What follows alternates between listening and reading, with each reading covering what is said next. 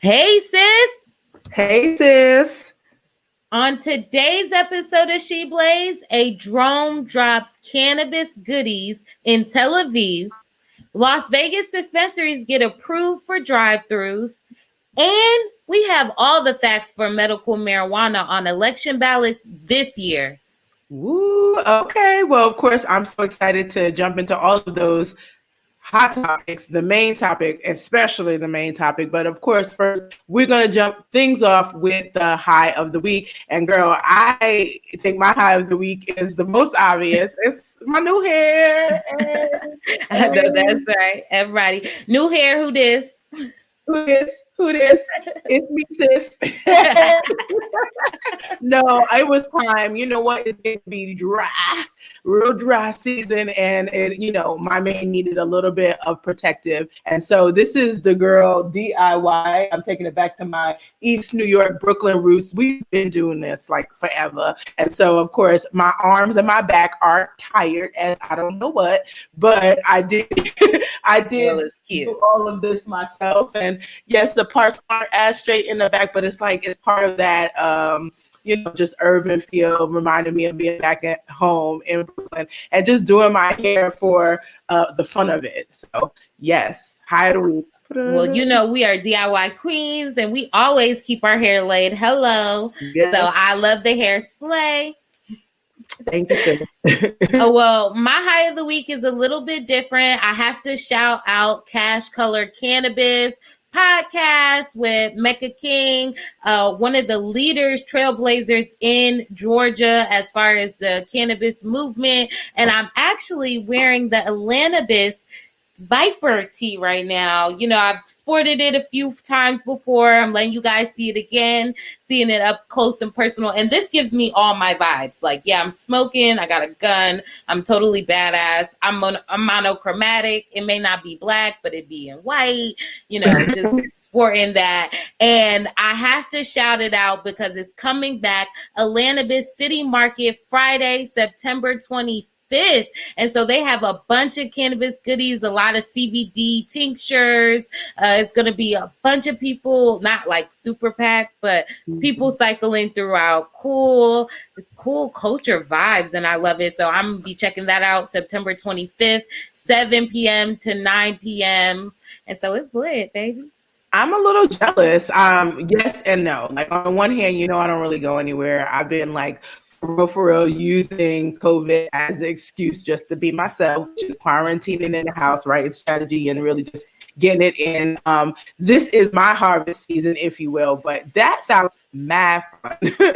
And I am so proud of the things that Mecca is doing. And, we always come through and we always support. So give a little hug for me, shout out as well. And maybe you should go live from there. You always try to put my feet to the fire in public. Come on. Or you could go on stories where, folks could follow along and see what's going on. Folks like to get behind the scenes eyes. All right. I'll give them the VIP behind the scenes experience, but I'm secretive and mysterious. Yes, except every week. Okay. Talk about mysterious. Oh my goodness. We've got to get into these hot topics. I'm so excited. You got a lot of juicy stuff. Let me take a sip on that. What do we got first? We have our hot topic number 1. There are a lot of suspicious things going down on cannabis farms right now, as far as on the Wild Wild West. That's AKA the West Coast. So you think of your Californias, your Oregons, your Washingtons, your Colorados. That's the Wild Wild West out there. Mm-hmm. And so there's a lot of things going on. There was recently reports that 7 people were pronounced dead at an unregulated cannabis farm. They said this is a very, very sketchy, suspicious sort of thing. They actually can't even identify most of the people that passed away. So they are asking for help, but we're trying to figure out who called it in and then disappeared, because everybody was pretty much dead on the scene. You know what I mean? Are you serious? My goodness, this is like a first 48 episode. You can tell what I watch on TV. And listen, I am not loving all of the stories that I'm hearing out of these mature markets. It's been a very interesting couple of weeks.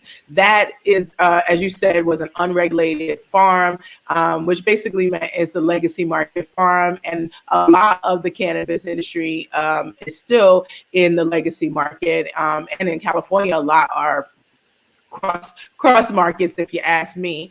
And so that's always a little bit suspect. And then, I think it perpetuates the stereotype of what's happening in the legacy market. And I don't know if that's necessarily the truth across the country, but I've also been a little bit concerned because all four of those markets you just said got orange skies right now, and or acres and acres and acres of land on fire, and some of them due to climate, wildfire season, and some due to sinister activity. So I'm certainly just, one, I'm saying here for West Coast cannabis, this is a way to absolutely eliminate them from being quote unquote the mature. Everything that got picked up during COVID essentially gets pushed back when things start to go the sinister route. So this is very suspicious. The deaths, a lot of the extra fires also seem to be very suspicious to me as well.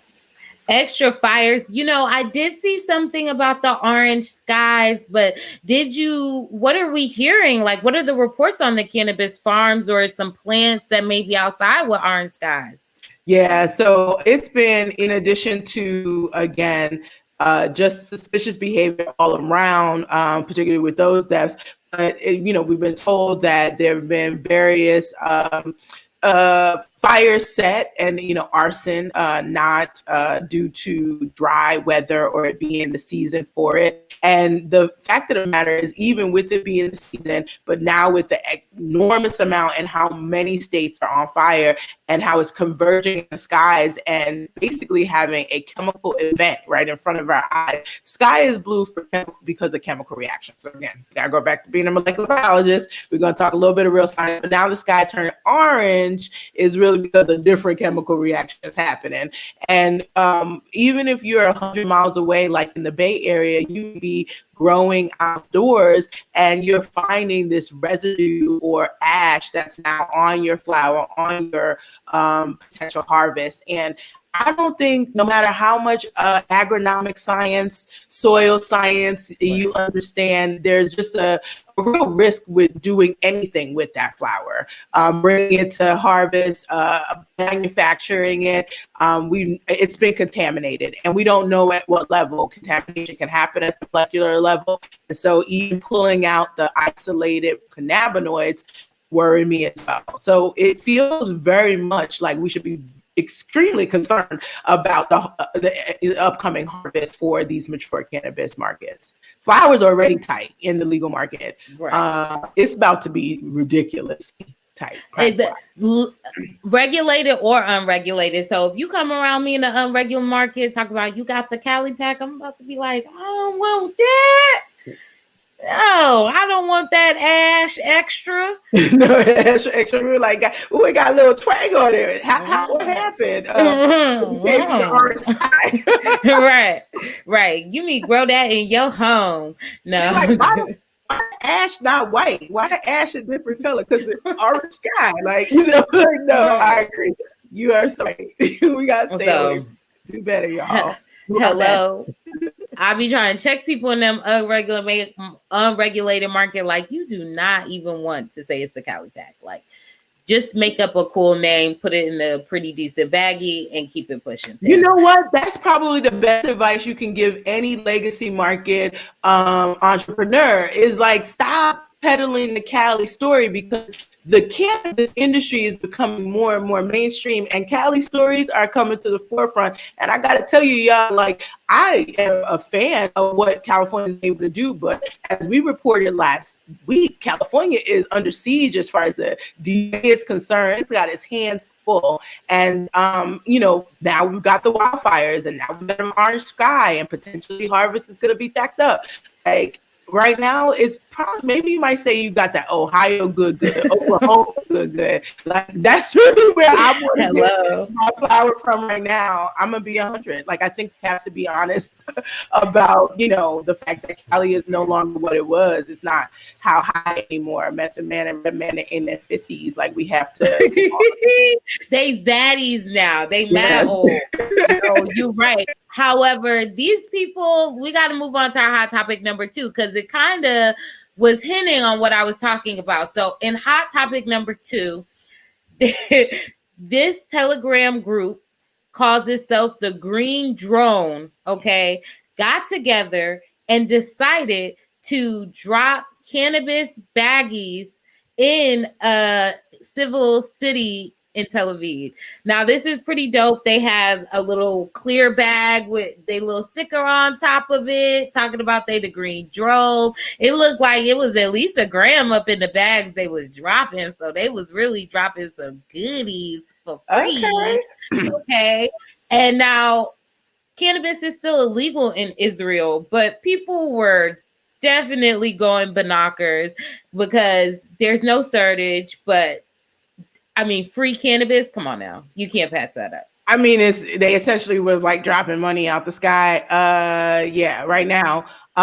I think that's very interesting. You know, Israel is a country that allows its military to use cannabis, understanding the science. Tel Aviv is really the cannabis research capital of the world.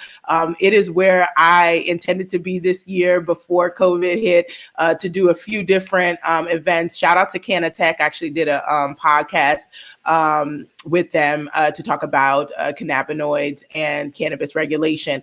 But Israel is the truth, y'all, in the sense of cannabis research. And if you're interested as a science student, you're currently in college or you're a PhD, master's, and you're like, I want to do cannabinoid stuff, you might want to check over there and spend a little bit of time there if you can, because they have all of the cultivars.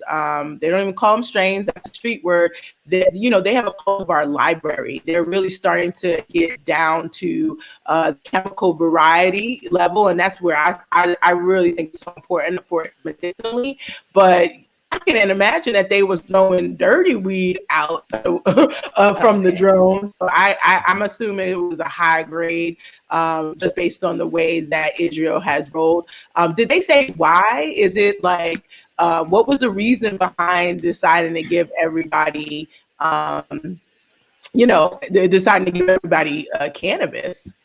Well, they wanted to inform people they, like us, are pushing forward with cannabis progression and being able to have legal access. You know, even though people are using cannabis, because people are using cannabis everywhere, it's still not legal. And they wanted to kind of push the message in a new, cool way to really look and show, you know, hey, we got cannabis. We got this new technology. It's contactless, okay? Contactless cannabis. And really push their message forward as far as legalizing within Israel. Well, I think that's dope. I mean, even though it's not legal, it must be decriminalized because they wouldn't have put that many people at risk. And like I said, Israel is one of the only countries that allows their military to use cannabis, as opposed to ours that's taking away veteran, rights when they're using it. I am impressed. Listen, I have done. They did go to jail though. They did get arrested. They did get arrested. They did get arrested. Okay. And they did get in trouble. So they found it. It was 2 people. They was like they're in their mid-30s. So these are adults, really grown adults. However, they were pushing their message. They were advocating. They're thinking of new ways to advocate. Well, that is called sacrificing yourself for your marketing campaign, for real. I mean, very innovative, highly risky. I was about to say, I mean, dang, but what about the people picking it up? Did the consumers get arrested too? Oh, no, nobody got arrested out there. They was taking pictures, showing the baggie. So in the article, you'll see they're showing the baggie. They're laughing about it. They was picking it up. They released the address to some people online too. So people were expecting it? Wow. So people were expecting it, probably also authorities as well, and they got arrested. I'm glad that the folks that picked it up didn't, because in our country, 90% of the marijuana arrests are possession alone, and it is more likely in our country that the people who pick up the little baggies would get arrested, especially if they're Black, Indigenous, or people of color, than the people who threw them, like, did the whole stunt. So that's just shows you a difference of dynamic as well. But I do wish them well, and I hope that they get out. I don't think anybody should be locked up for cannabis, but I appreciate that they were like really like down for their cause. Like, you can't, they real G's in that regard. Ready to go to jail for this new technology they pushing on us too. And I'm really excited because that shows a contactless delivery method. Yep. However, there's a little bit more contactless pickup method in Las Vegas. So let's head to our hot topic number 3, and let's talk about Las Vegas, Clark County. Mm-hmm. Now, just a little backstory. Nuwu, which is a Native American ran dispensary, has a drive-through. It allows for it on the tribal land. Mm-hmm. So this wasn't necessarily new. However, they seen, especially during COVID, how many people called and wanted to pick it up through the drive-through and will wait 30 minutes or more on that line to pick up their goodies, okay? Yeah. So Clark County's commissioners decided to approve zoning for the dispensaries to operate drive-through windows. Now, they have the ability to start submitting applications now with the Cannabis Compliance Board. However, it's really going to be dope, especially as we're looking for alternative ways to consume and procure cannabis during COVID. That is like, okay, may come through with the little McDonald's pickup. Okay. I'm definitely always excited to see when we are doing normal things. I mean, if I pick up my pharmaceuticals through the CVS drive-through, my dry cleaning, my food, I should be able to go ahead and you can pick up your supermarket stuff now as well. People are shopping for you, and this seems like a normal. It's almost like let's destigmatize this idea of even having cannabis in the car, because that's part of what this is. It's like if you're going through a drive-through, then you're saying you're driving, and if you're picking up cannabis, you're a bad person and you shouldn't be driving, or you're intoxicating, you shouldn't be driving. Honestly, I think that these are the type of precedents that I like set. I'm curious to see how it's going to impact their line, because of course, there's going to be a financial impact. And then how many dispensaries will incorporate this? Did the T let you know, do we got 1, 2 drive-throughs in the Clark County area, or what's the intention there? Well, Thrive has one in North Las Vegas of Clark County, and they're going to be submitting their applications too. But as far as I'm concerned, there are quite a few that are submitting applications to get the drive-throughs. Wow. Okay. So it's still going to be applications based, and basically people have to get a license, a secondary license to go through the drive-through. Yes. And for customers, you place the order online, mm-hmm. and you'll pick it up through the drive-through, and they check everyone's IDs in the car. So everyone has to be 21 and up in the car in order to go through the drive-through and procure the cannabis. Gotcha. I just put the link out for everyone just because I think this is really cool. And it's one of those things that you can bring to your market and your jurisdiction, especially after cannabis has been deemed essential. And especially if you're in a spot where they're doing curbside, like, you know what I mean? That means that there's a viability for this in your market as well. I'm going to be like expecting us to do some sort of update. We might need to head out to Vegas once these things open and see what the experience is like. Because, another thing that I'm not like in love with in general with the shopping, that's not just cannabis, is, I like to see the cannabis. And I like to smell and I like to touch, and I want to engage with the product. And I think sometimes with drive-throughs, it's like, okay, you are going to do something that's like a more of a pickup, and you won't see it until you get home because your bag is stapled, and all these, or put in in Colorado, put in a bag that's childproof safety, and it becomes a little bit more difficult to really enjoy the experience. But I'm excited about the convenience, that is for sure. Yes, and now that you brought that up, we know Vegas was having a little trouble with their testing facilities being accurate, honey. So good luck with that. Yes. That's why I like to look at the thing. You're the queen of shade. I was like, so shade, like, listen, I like to smell it because I want to know that you're giving me what I really am asking for. And I can smell it, right? Like, so if I ordered a particular strain or cultivar, it's because of a certain terpene profile. And I know right away if it's the right one, or if they lied, or if they've, misrepresented, or, it could be the same strain name, but it's so far from what its core chemical profile should look like that it's just different, So I'm definitely excited to see what's going on there. And we'll have some, I'm sure, interesting updates as the season moves on. Yes, we will. I am so curious, but we got to get into this main topic because it's juicy and it's really just like nipping at my tongue, because I really feel like, as far as medical marijuana goes, it is literally the entry into your cannabis system, into your cannabis program, legal, recreational, or not. I'm really excited because medical marijuana is the staple.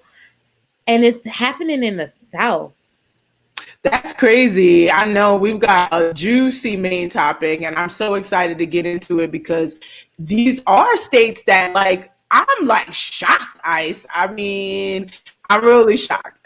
These are states that I think when we first started in this journey, we were like, nah, never. But then again, we know what's going on in Georgia. So, we knew there's a possibility. But let's start with let's get into it. What we're going to talk about first, which one? There's so many. Yes, girl. We getting into this Mississippi, honey. Yes.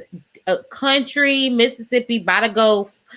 That is, they want medical marijuana.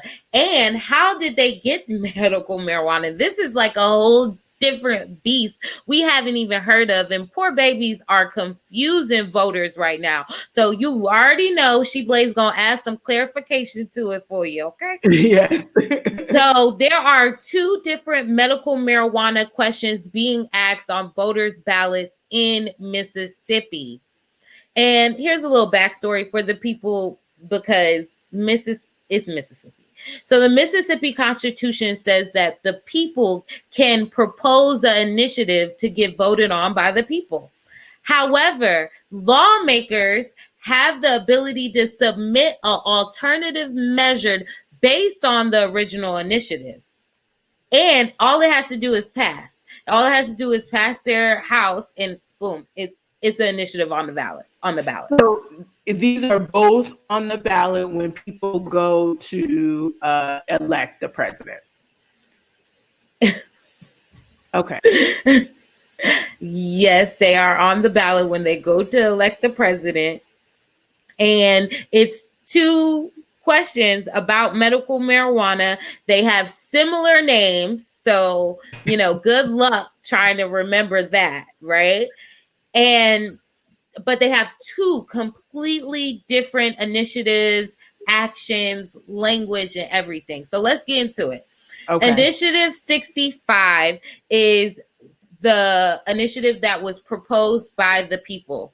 Okay. It gives a bunch of great things. Like, it makes the medical requirement conditions broad. It has PTSD, MS, epilepsy. So it contains all of it. And it has to be prescribed by a physician. Affordable. It talks about the state price. It's affordable, $50 to get a card. They write in the language that there's reasonable rules and framework for their medical marijuana program. Mm-hmm. It also, which is like literally my favorite thing, it can't restrict municipalities from cannabis business or access. Okay, so basically, various municipalities, they can't opt out. No. That's a real important thing to note, because you saw so many places opt out and it makes dry spots, and then the legacy market persists there because it has no choice to make services happen for the patients that exist. And that usually still happens in places that are brown folks, Black and brown folks. That's interesting. Yes. So if this was on my ballot, I would vote yes.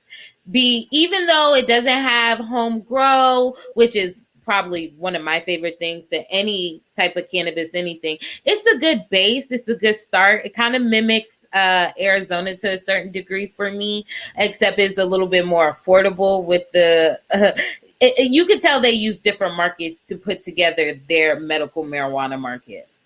Listen, I think that's smart. The whole point is to not try to reinvent the wheel. I'm glad they're not starting all the way back to the beginning stages of Cali and Colorado, who are, by the way, we've been reporting for the last 2 years, they keep going back to fix stuff. So that's a blessing. I'm impressed, but I agree. I think I'm going to see what the other one is, because even though this sounds okay, I would assume that maybe the other one that's established by the lawmakers has a little bit more like oomph on it, because those are people paid to come up with the ballots.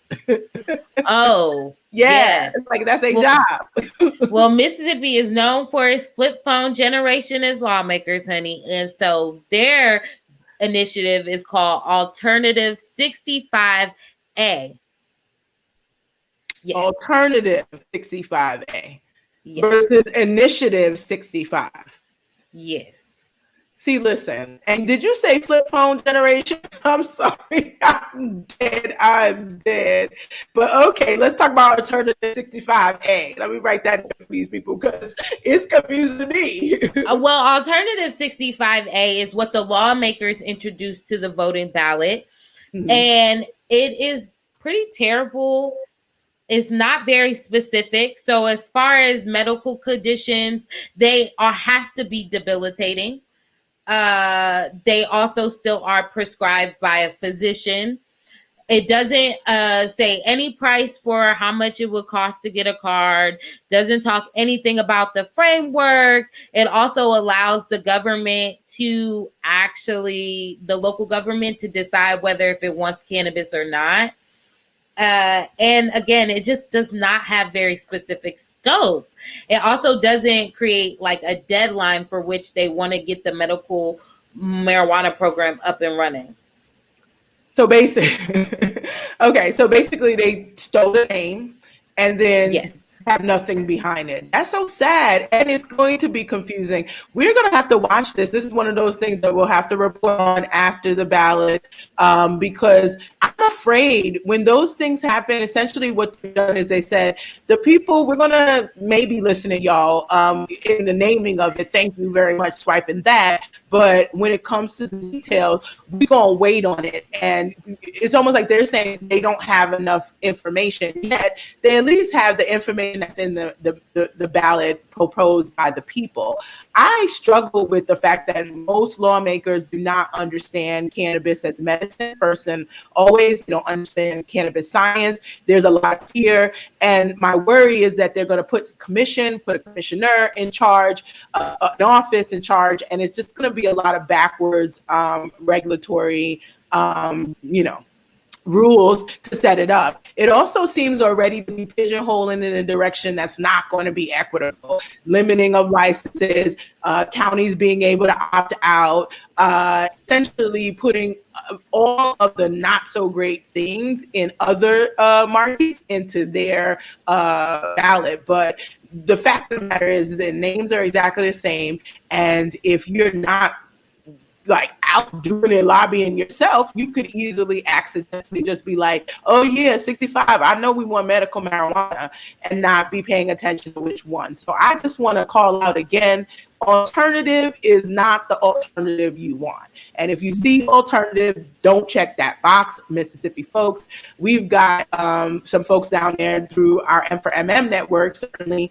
Shout out to Natalie. I am struggling with the fact that there was some good work done and and they're trying to cover it up in some ways. And how easily they could, because in the Mississippi law, lawmakers can come in and decide to just drop it on their own into the ballot. It's a mess, right. But fingers crossed. Like, who do they even think they are right now? We done did all this work, they got above the amount of signatures, because you never know which ones are going to be thrown out. Yep. You don't know if it's even going to make it once they're thrown out. So like, they got above the amount of signatures. These people want this, and for them to confuse this like that is inappropriate. So yes, please vote yes for Initiative 65. Initiative 65 has to be in front of it in Mississippi to vote yes.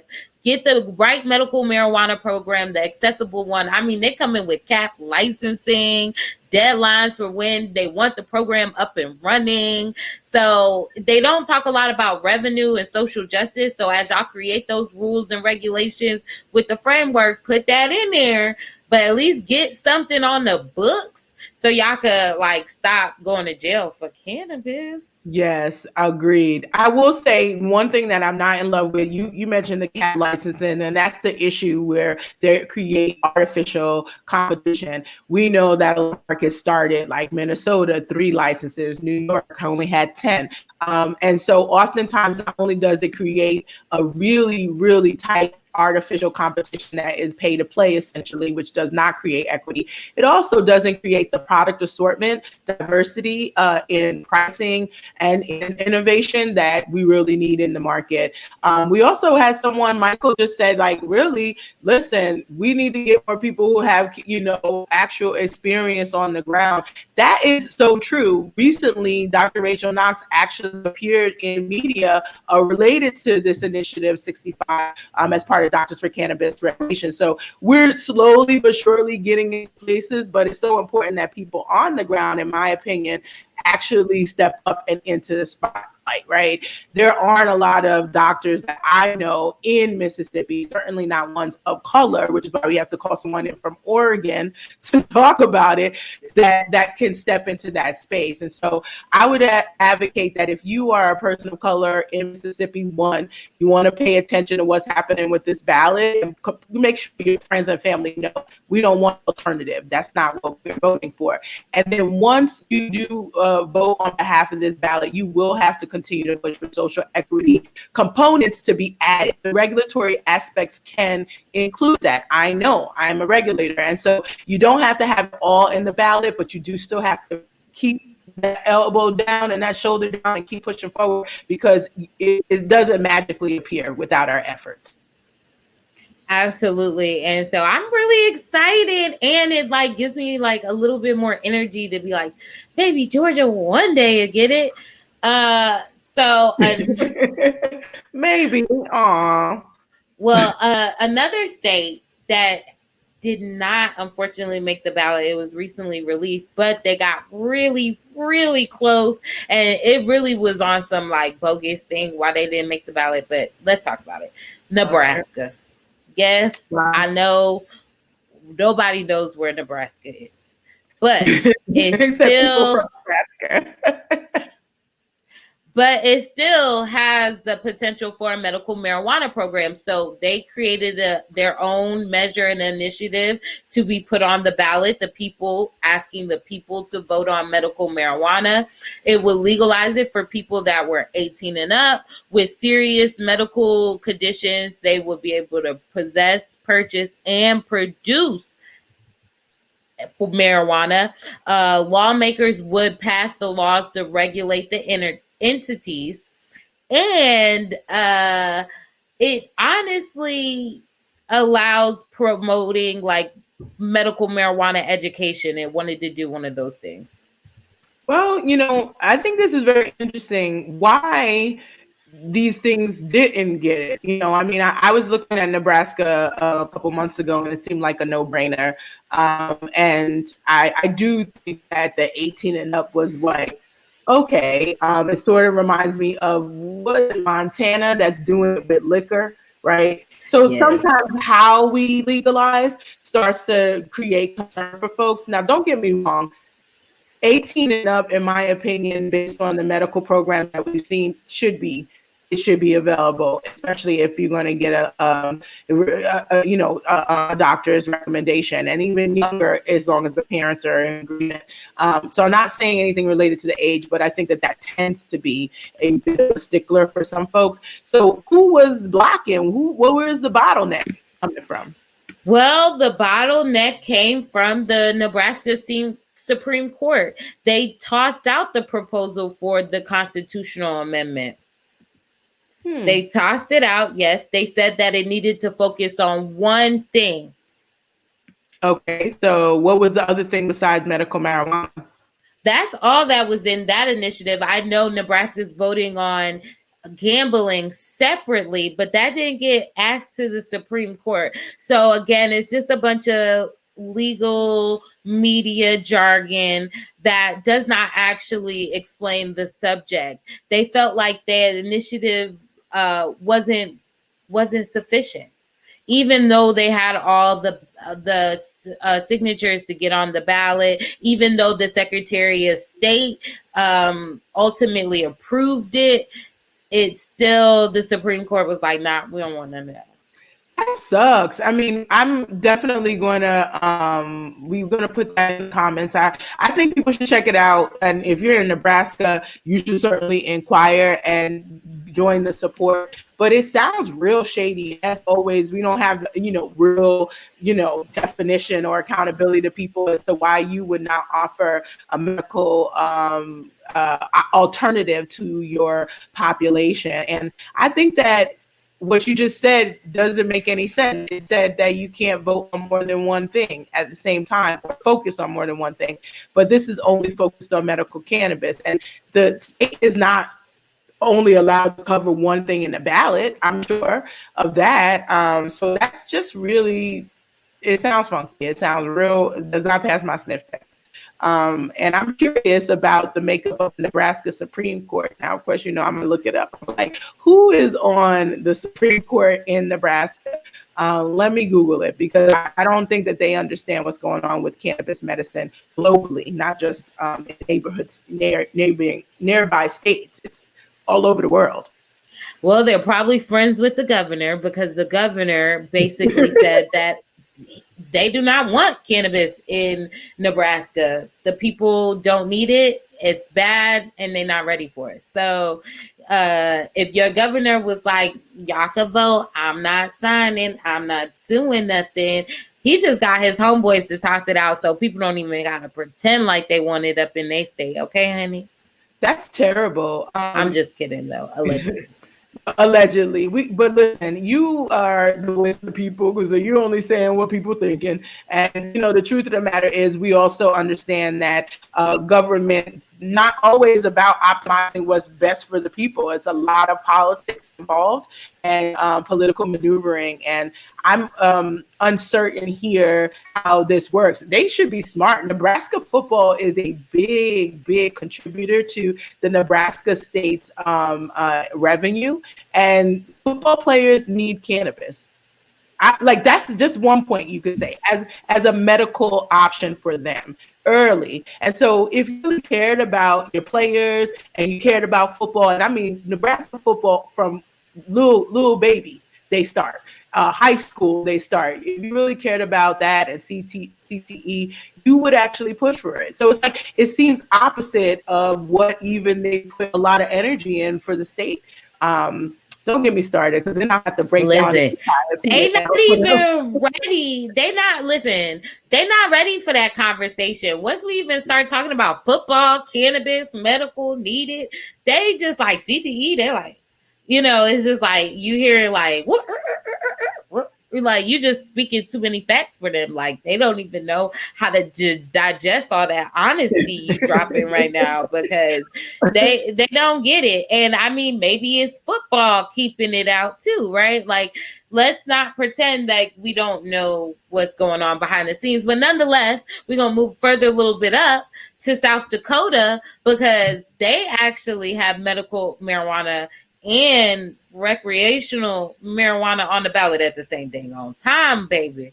Let me also just point out that I have never, ever, ever, ever in my long, long life wanted to live in any of these states, Mississippi, South Dakota, or Nebraska. I have never, ever. A girl from Brooklyn. However, if any of these things pass and then start to get into action in any way, shape, or form, like Oklahoma, these are now more viable places for me to live than New York, than some of these other states, just simply because of a better option. Sometimes your livelihood and your wellness has to take precedent over some other things. I would buy some farm out in the sticks just so I can enjoy good flour and not feel like I'm struggling. New York, for example, literally is fighting like for this little dusty flour that they approved. It's just so sad. So I'm going to put that out there. And I thought that was a little bit ironic because we talk about places that literally 41 years I've never been like, let's go to Nebraska. Let's go to Mississippi and not go to drive through and go to Louisiana to New Orleans. Right? Yeah. Okay, so let's talk about what's happening. South Dakota got a lot going on. These people are confusing me. So basically, South Dakota did the same thing where the people came with a measure to get the people to vote it into law. And Measure 26 is a medical marijuana program in South Dakota for people with debilitating medical conditions. And it has to be certified by a physician. Debilitating always just gets me like, is that terminally ill? Is that just like affected for life? Like, what is the medical term for that? This is a good point. I mean, I think that's always been a challenge. And I got to point out again, Oklahoma doesn't have any list of diseases or ailments, and they capture 10% of the state, and they're already beating a lot of mature medical markets. So, yeah. Okay, so this is what happens when you really too into law talk. So the Department of Health would be required to regulate the cannabis program. How it doesn't specify, but they would create limits, possession weight, how people are cultivating either at home or in actual facilities. People will be allowed to grow up to 3 plants minimum at home, and they can possess 3 ounces as card holders. Wow. First of all, I love that every state wants to try to tell me how much cannabis I'm supposed to be able to have. I think that there's so much, again, negative stigma around volume. Not realizing that we sell the number one selling sugar bag is 5 pounds, and that is like 2,000 milligrams of the devil that you are putting in your body, especially if you have autoimmune issues. But okay, I'm not as upset at some of the thought process behind it, because at least it has been some thought. And it's not like they're only trying to pass medical. They are like, listen, we're doing the adult use as well. And that lets me at least know that even though I might have the debilitating disease that is listed, I at least can still access the adult use market. You know what I'm saying? And that means that I can still get the medicine that I require. But I think I'm curious about the differences between the two, and if it's going to be price point, insurance availability, or the ability to grow by yourself, So what's going on the adult use side? Well, as far as the adult use, in order for the adult use to even go into law, they have to vote yes on the medical marijuana. Okay. Politics get tricky, right? Like, I'm like, dang, how many times I got to read this to understand? So it's for 21 years or older, and unlike the medical side, the state lawmakers would create the rules and regulations for the medical marijuana and the recreational. So when it happens all at the same time, they then take it out of the state health department and they give it to the lawmakers. to create the rules and regulations. So basically, somehow adult use coming with medical means now these same lawmakers, who none of them are doctors, most of them are lawyers, by the way, are able to determine the rules and regulations for medical patients too. That seems like already a little bit of a setup. That feels a little bit like that's going to be problematic. Most of these people don't have cannabis competency, cultural cannabis competency, or scientific competency. And so I'm just definitely curious about how that's going to impact indigenous populations in South Dakota. Yeah, always something. That is real tricky. Well, what gets even trickier is that with the recreational, with the adjustment to the amendment, the local government has the ability to opt in, opt out, regulate, give licensing, operating licenses. So the local government all up in the business. Well, that is definitely going to be challenging for equity in terms of the licensing. So yeah, I'm not in love with the South Dakota. I mean, I wasn't going to go live there anyway, but this ain't come like even I'm not sure that this would incite me or make me feel like, hey, I'm ready to go move to South Dakota. They got a lot of work to do on this one. Yes, especially since they want you to pay 15% in taxes. Oh, and by the way, the amendment on the tax can't even be changed until November of 2024. Oh, so wait, they keep, and they basically are, it's almost like when you have housing APR, or you get a rate, is like, okay, I'm going to hold that rate for 5 years, and then it could change. That's very interesting. It's almost like none of this can be changed until after the next 3 years.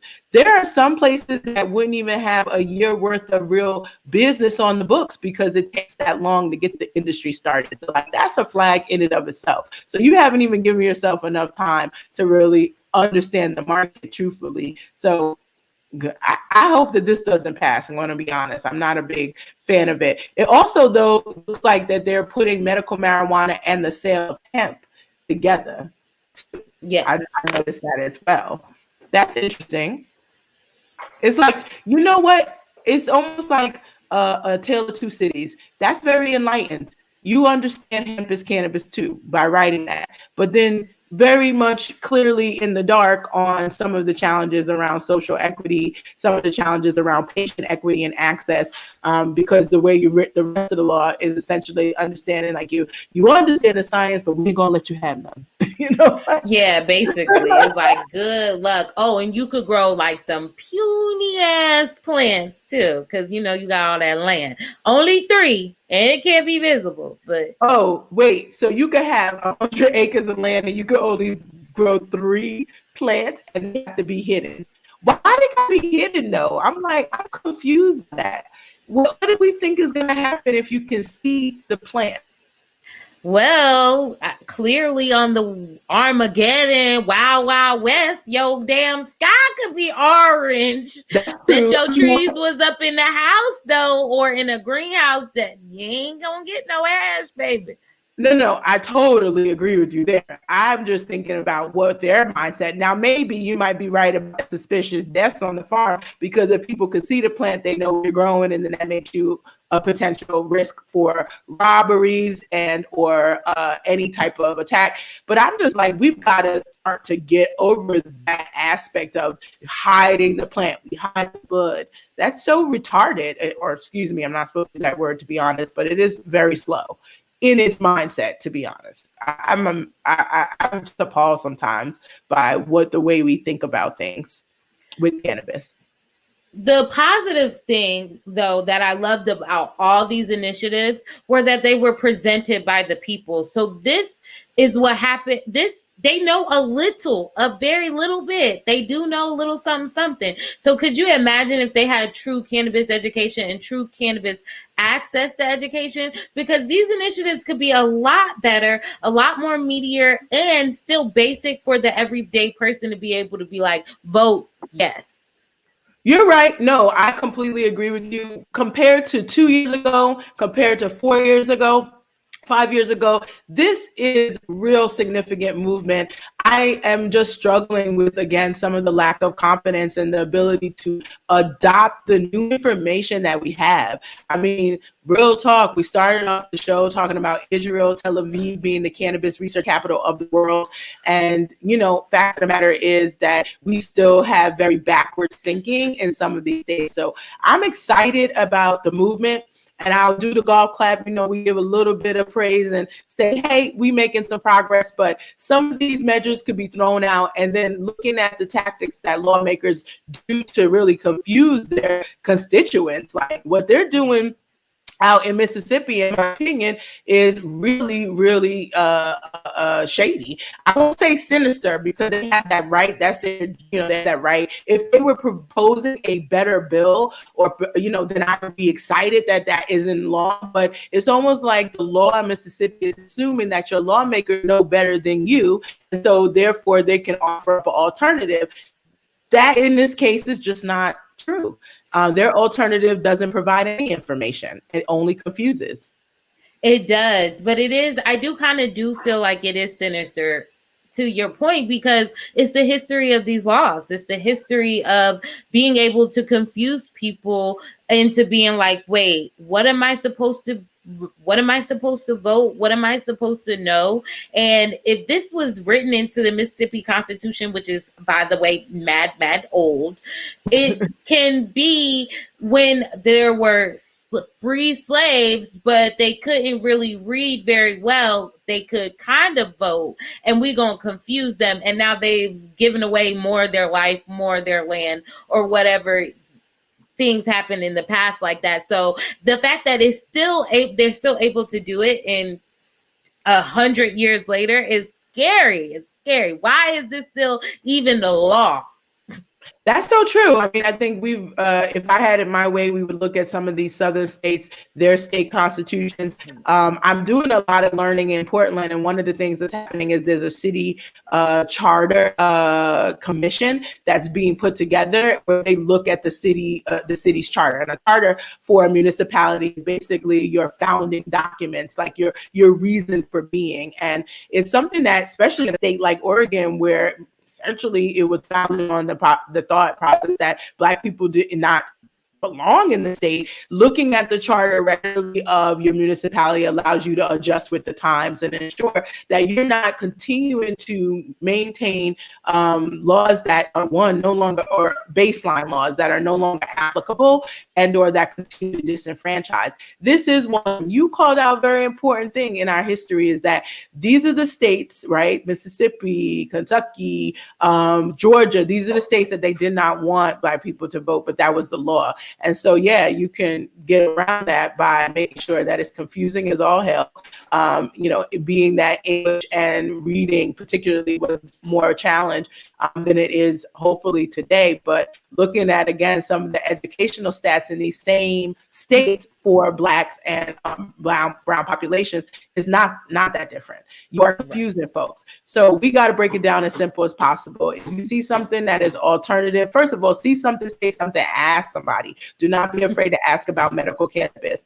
I know that that's a fear in and of itself, but know that in Mississippi, the alternative ballot is really a ballot with a hot air, right? There's nothing inside it other than let the lawmakers continue to make the rules, and at least the one that's up for the people has some substantial information and insight from the rest of the markets that are going on in the United States. Absolutely. And as usual, you always drop some bomb jewels, drop new ways to do homework too, because getting into these laws, you got to understand you're going to be confused a lot. So you are. But that's why I'm glad we have this show. I'm also glad, and I'm sorry I have to interrupt. We've got a big panel coming up on Monday that will help people do exactly what you just said. You want to tell them about it? Absolutely. So we are on NECAN online with our Get Your Civic Life Sesh, presented by She Blaze. And we'll have a special guest, our big sis, Imani Dawson, who, I mean, let me tell you, when it comes to politics, this is the woman you're going to want to talk to, or you're going to want to hear speak. So join us. We'll be shooting up our flyers soon so you guys can RSVP and watch us on our panel. Yes, that's Monday, September 14th, this Monday, 1:30 p.m. Eastern Time. And Weekend has a whole bunch of other speakers. And I think the online ticket might be $45, y'all, but it's worth it. They are definitely putting together great programming. I'm excited. We've got really, really big weeks coming up. More actors about to be voted on. I'm dropping some interesting news next week. So I can't wait until our next episode. Ice. Oh man, you're gonna have me nipping at my nails. Interesting news. Yeah. I'm excited for that one. Well, tell the people where they can find you so they can get the news first. Well, of course, you can find me at Dasheeda Dawson on Instagram and Twitter, and right here on Facebook, The WeedHead, Dasheeda Dawson, The WeedHead, and on the internet, I'm theweedhead.com, and I'm there with me and my company, including my baby sis Ice. Yes, I am on there, and you could click that She Blaze under brands, okay, and watch all our episodes from this season to first season, really, ultimately. And you can listen to us anytime on Spotify, SoundCloud, iHeartRadio, Apple Podcasts, YouTube, we everywhere, baby. Yes. It's been a great episode, Ice. It's good seeing you. Have a great week. Bye. Hope everybody has a great week.